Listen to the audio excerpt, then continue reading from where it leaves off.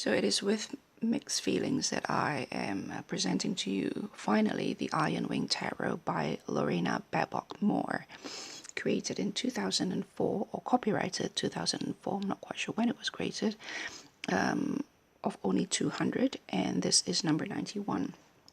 This is a very special deck to me, and for many reasons. One is because it's quite rare, highly sought after by practitioners and collectors alike, but also because it ushers an era of tarot study for me in 2014. This is also my first collector's item in terms of tarot decks. This is the first deck which I purchased mainly for collective purposes, for the purposes of collection, but also because mainly I was in love with the artwork, and I didn't care if I was going to be able to use the images to do whatever it is that I needed to do at the time in 2014. So by 2014, it has been 10 years since this was created, and it was already very highly sought after, and it was already very hard to find. I remember it was the first, that's the back, it was the first deck which I paid a certain amount of money for, and so in that sense it was a landmark as well in my beginning, on the start of my collecting tarot as well as practicing tarot. My tarot practice can be best described perhaps as psychopoetic, not so much psychospiritual, perhaps very psychological. I'm not quite sure. All I know is that I'm approaching tarot in a way that is consistent with my approach to self-transformation and to inner workings, and that had been psychopoetical as well as psychological and spiritual as well. However, the 78 images of tarot and the archetype that are often discussed in tarot, I don't utilize them psychospiritually. My strongest transformative tool had been my spirituality. Fortunately or unfortunately, depending on how you look at it, tarot isn't part of it. But tarot has been a very vocal point in my insight-seeking journey for the past 5 years or so, to facilitate my psychospiritual work. And so psychopoetically, it has been an invaluable tool for me. It provided what potentially the framework of psychology isn't quite complete at providing, even though I'm a great believer of spirituality, or my own spirituality in this case, and the science of psychology. Psychopoetic tools like the images and the stories and the archetypes of tarot as reflective tool and insight-seeking tool for me personally have filled a gap, I suppose, that psychology and spirituality, or my psychology and my spirituality, or the psychological training that I've received, both academic and practical, and my spirituality, my own brand of spirituality, which is quite ecumenical and eclectic, can't quite fill the gap off, and that the poetic of the psychopoetic in tarot really had been quite helpful for me in the past 4 or 5 years. And in a sense, I am transitioning from one era of my life to another, and I think that transition have been happening for at least a couple of years now. But it is special also because not only is this my first collector's deck, or a deck which I purchased and acquired mainly for the purposes of collecting, or for the purposes of enjoying its aesthetic more than anything, but it's also because it is the deck that ushered me in and out of an era in my life. And so I was going to talk about this separately, but I think this might be one of the last show and tell videos as far as tarot deck is concerned that I am hoping to make. I feel that I owe you guys this because I said I was going to do it, and if I say I was going to do something, it doesn't matter if you guys are still expecting me to do it, or I feel that I owe it to myself and my personal integrity to do it if I say I was going to do it. But I know that with this deck, some of you have been waiting a while to see the flip through off, because although the images are available online, there's nothing like seeing it, well, not quite in real life, but you know, in someone's hand and asking perhaps direct questions about the deck to the person who actually owned the piece. So that's the Ironwing. As you can see, there's no title, there's no numbers, nothing. It's just the images. So I suppose it's really good to use intuitively. And yes, I have never actually used this. I've not only been too scared because for a long time it is the most expensive deck I own. It's not anymore, fortunately or unfortunately, but also because it has a lot of element of shamanism and blacksmithing, a lot of areas in life that I do not know much about, or not so much identify with, but doesn't exist in my life. So it isn't the most natural deck to reach out for. However, I greatly admire the art, and there's something in it that I knew is quite magical, that I felt that one day I might be ready to tackle, I might be ready to work with. And as I've mentioned before, I am ready to let this go, and I was about to liquidate, I was about to sell this. And as I flipped through the images and the book one more time this morning, I got an inkling that perhaps the time to work with this is now. So I may try to work with this first before I put it in the market. However, if there is an offer, feel free to approach me with an offer, and if it's a win-win, then I might let it go anyway. The reason for that is that, as I've mentioned before, tarot images has been a powerful psychopoetic tool for me, insight-seeking tool for me, but its power of transformation has never been life-changing, unfortunately, for me. What has been life-changing for me has been psycho-spiritual tools and belief systems for me. And again, as I said, sadly, tarot isn't part of that for me.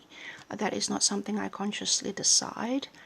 It is just something, it's just how it is. And I am not forcing the issue. So if that's the case, then that's the case, you know. Sometimes you know when something doesn't work for you anymore, and at that point I usually will take a different turn. But for as long as something is working for you or for me, I would just carry on, and I would just organically adapt and make the twist and turn as required at any given point in time in my life. Usually there's a nudge and I will follow that nudge, but otherwise I'll just carry on, go with the flow. It has always been my philosophy. So apologies for the messy background. This table, this filming area, has been rather abandoned of late, and that perhaps is a reflection of where I'm at internally. I think my surrounding has always been more or less almost direct reflection of where I am at internally, and so it's always interesting to observe my surrounding and to reflect back like a mirror, not unlike how I use tarot really, or the images and stories and the archetypes of tarot, to reflect back what's in my consciousness that I don't necessarily have a direct view of. So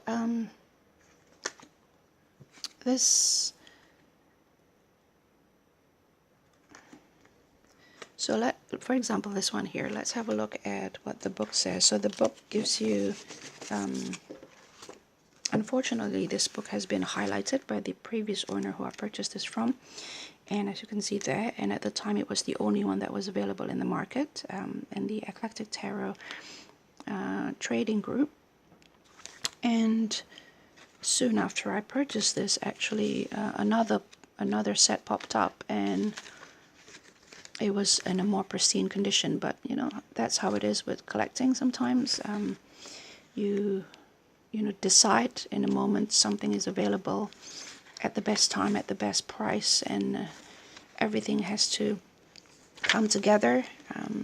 You're being able to afford it, the available copy that you like or that you can accept the quality of, and that is always way against the possibility that you might never see another one, and if you do, it might be out of your price range a little bit. So unfortunately, it's been written a little bit. So I remember clearly another set popped up for the same exact price and in a more pristine condition. So that's just the way life goes. So because there's no title in the cards, I actually have to flip through the deck by image to search, for example, for this one here. So I'm going to try to find another card to read out from the book for you, and notice that the spring has sort of, you know, popped up a little bit there as you flip the pages in and out. The spring sort of twist around and pop the other end. So that's the other thing that you have to notice, that I would like you to note. I believe the book is available for print, but then you have to bound them yourself. And I think this is what happened with this particular owner that I purchased this from. So what I will do is I'll read out the beginning. How about I flip through this? I'll finish this first, and then I'll read out for you the full and a bit of the introduction of the deck, about what the deck is about. The sun is right in my eye right now, right in my eyes, and so please pardon me if this is, I can't actually see very well.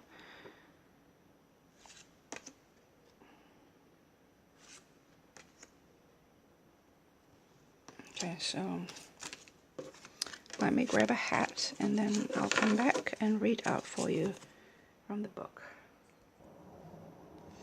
Right, I'm back.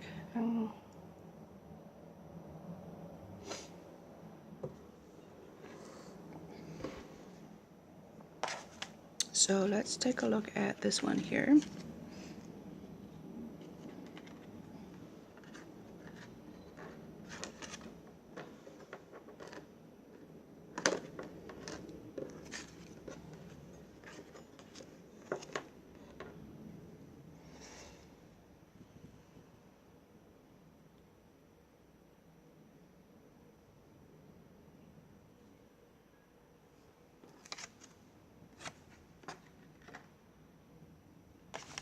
Okay, so this is the image of, I believe, of the Fool. And no, it's not. It is not. Okay, so it seems like this has been, it's the devil. I remember that the devil was it. For some reason, I thought it looks a bit like a cockroach. But it is like more like a butterfly or a moth transforming. And so it's the molten iron, the devil, number 15. She stands in the same position as the little girl in the lodestone card. Again, pardon my pronunciation if that is not the correct way to say it. She has grown up and found a beautiful but potentially deadly source of raw power in a mesmerizing pool of molten iron. It offers inspiration and temptation, an overwhelming attraction that each teach her the joy in feeling alive or shrivel her soul and crumble her heart into lost fragments. She stands on a burning sheet of steel. The torn metal is beginning to melt into the pool except under her hands and feet, where it remains cool as she forms it into coils, symbols of her tenuous self-control. A giant centipede crawls up her back into her hair. It represents rising energy that can be a source of health and creativity but brings chaos and illness if not used wisely. If she faces the inner surge of energy and the outer source of power with awareness and courage, she can find more life without harm to herself or others.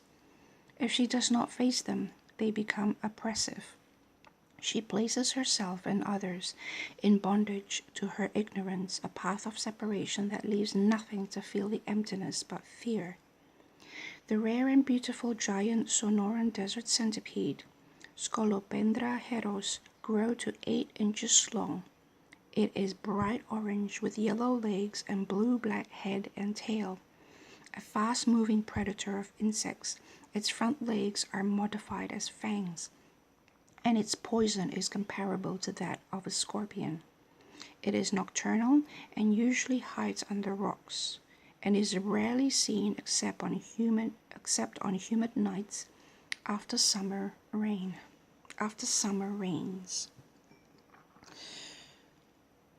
So I hope I haven't misread anything there. Again, I'm just in the middle of my first cup of coffee, so I'm not completely awake. That's a good thing and a bad thing. So that's the devil.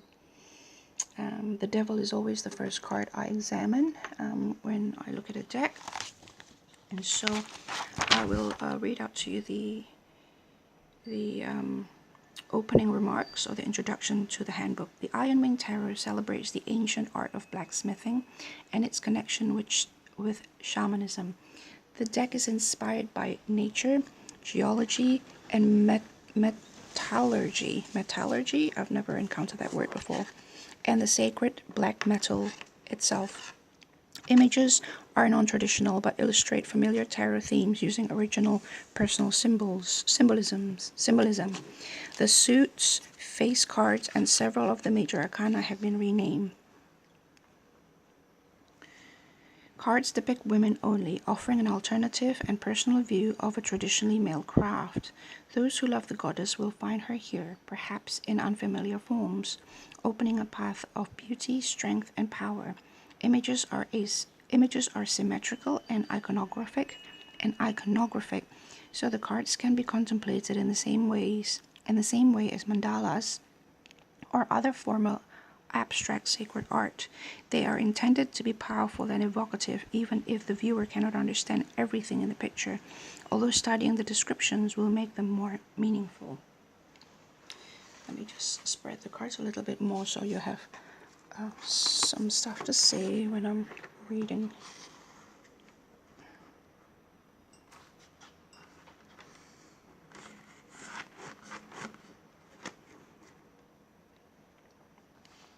Many cards have accurate depictions of obscure plants, fungi, insects, fossils, and other natural history curiosities, drawn in the style of scientific illustration.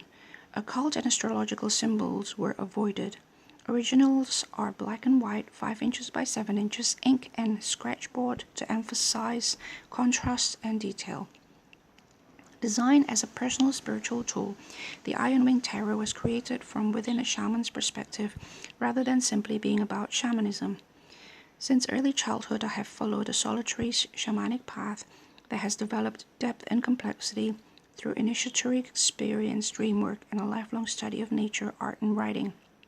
I do not have formal shamanic training, nor am I affiliated with any culture or teacher. I have walked the path of the shamans, scientists, and artists, and they have become a single road. Card backs and the title card. The card backs illustrate the 4 elements: a vulture, feather for air, a flaming iron meteor, fire and earth, and a double spiral whirlpool, water. The title card shows an iron bell rattle and an alternative version of the 2 of bells. It is shaped like 2 pomegranates riveted to a handle made of flared tubing. In this type of bell, the jingling pallets roll through the handle back and forth between the 2 bells.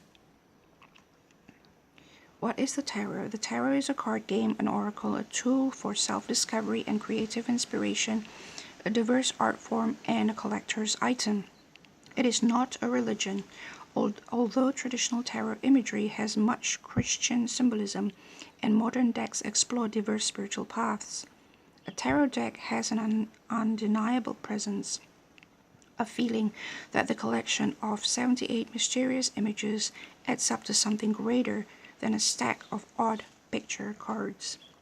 Depending on one's choice of perception, it can be inviting or threatening. Iron geology. Iron is the most stable element in the universe and is the last element formed in the burned out cores of dying stars. Its atomic symbol is Fe for ferrum, the Latin word for iron. Iron accounts for 1/3 of the Earth by weight, and the heart of the planet is nearly pure iron. A liquid outer core surrounds a solid inner core. Both are iron with up to 20% nickel and other elements. Convection currents in the outer core generate the Earth's magnetic field, although the mechanism for the field's polarity, reversals, and changes in intensity are still not well understood. The Earth's mantle, which makes up most of the planet by volume, is mostly dark green iron and magnesium silicates, such as olivine, peridot, pyroxene, and garnet, and other iron-rich minerals such as magnetite and spinel. In the Earth's crust, iron is the fourth most abundant element after oxygen, silicon, and aluminium, but native metallic iron is extremely rare. Iron is highly insoluble in oxygen-rich water, but readily combines with oxygen, especially in the presence of iron-loving bacteria. Iron in the crust occurs as silicates, sulfides, or iron, and the oxides form when these minerals are exposed to oxygen in groundwater and atmosphere. Iron oxides are natural quote-unquote rusts and provide most of the orange, red, and brown colors in soil and sedimentary rocks. They are mineral pigments in iron ores. Proterozoic banded iron ores, 2.2 billion years old, provide evidence of an abrupt change on Earth. At that time, stromatolites and floating blooms of cyanobacteria, or blue-green algae, became extensive enough that the oxygen they produced during photosynthesis was enough to alter the atmosphere. Formerly composed of hydrogen, methane, and ammonia, which would be toxic to most modern life, the atmosphere became rich in oxygen, which eventually encouraged an explosion of life.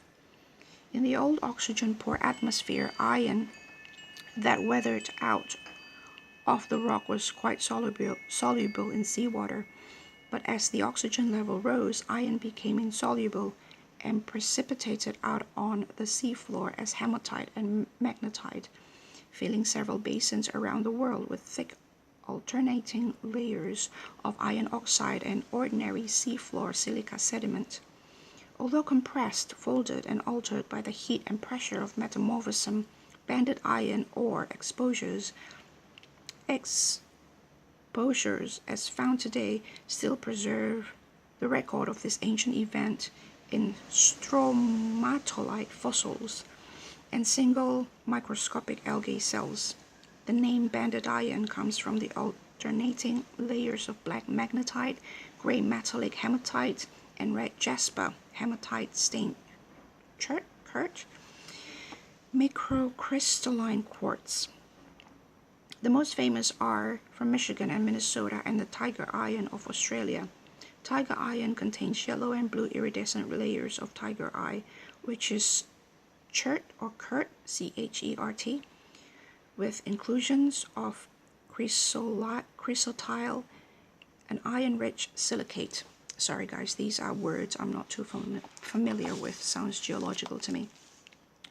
And then there is a write-up about the black metal, about iron mythology, about shamanism and blacksmithing, modern shamanism, stones, and then Shaman's Pebble Oracle at the end. And then there's stones for major arcana here. And then there's the reading the cards, the spreads. And there's a variety of other things here. As you know, I don't use spreads, so I don't, that's part that is least examined for me. And then there's this resources here, like bibliography, I suppose, not quite, but and then there's the major arcana here, a bit of a write-up with stones and some exercise. There's Circle of Dawn's initiation, so 3rd and 12, 3, and so that's the Empress, and 12 is, I can't remember now, is about birth, and then 4 and 13, the Emperor and death, law of nature. Physical laws reflected in the anvil give order to the world, but the ultimate law is the death and dissolution of order. So I quite like her approach to tarot, to be frank. And all this write-up about the major arcana in pairs, so feel free to maybe just pause that and read it out at your own convenience, and then it's the write-up of each of the cards. But the beginning is quite extensive about the world, or I mean, this is not a walkthrough, so I'm not quite sure whether I should do a walkthrough for a deck that's quite rare. Yeah, I don't know. So what I read out to you just now is the Iron Geology, and then this is black metal here. Ore must be heated or smelted to burn or melt off impurities and concentrate the pure metal. In a primitive smelter, ore is piled in a small furnace over a charcoal. So it sort of talk about that black metal, blacksmithing, forging, and then iron mythology. Yeah. So I think that's it, guys, and I hope I have fulfilled my obligation there as promised by showing you the Ironwing, and I hope to talk to you guys later. Bye.